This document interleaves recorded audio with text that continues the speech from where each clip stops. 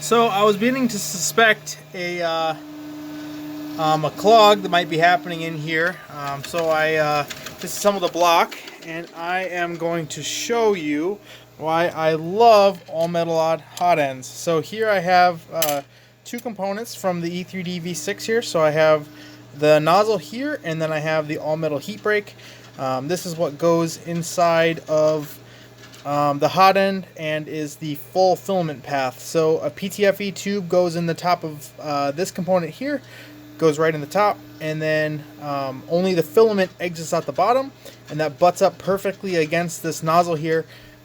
It's behaving kind of weird, like there's some sort of contamination that got in there. I'm not 100% sure what it is, but like I said, I'm going to show you exactly why I absolutely love All Metal Hotends. The reason is because with All Metal Hotends, you can do this. So any contamination that might be in this nozzle will be burnt out, roasted and toasted, and then the same will happen on the heat break. So any weird schmoo that's stuck in here is gonna either burn out or dribble out, and it's not gonna cause any more problems anymore. So you just want to make sure that you do this in an area that is somewhat safe. So I have a concrete floor below me, and I'm not doing this on any, anything that might be combustible, and I have plenty of airflow. So just a heads up for your safety nuts. And now that it has been sanctified, turn that off for safety. We'll go to the other component here. Same thing.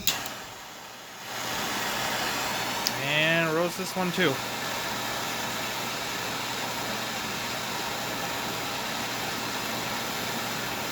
So you can kind of see it change color as the metal and all the components heat up, and then so the other things inside the tube actually start burning. So pretty cool. See the metal heat up there a little bit.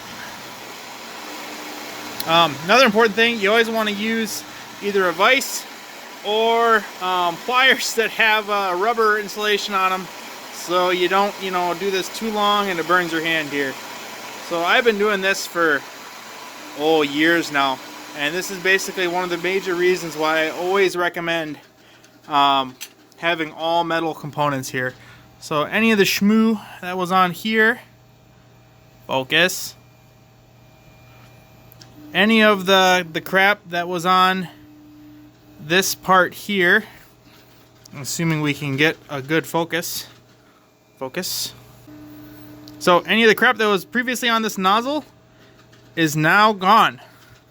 So it'll be a nice clear nozzle. It should be good to go again. Obviously don't melt the nozzle, and don't heat it up and then deform the threads. I have a very light grip on these threads here, so I won't need to retap it or anything.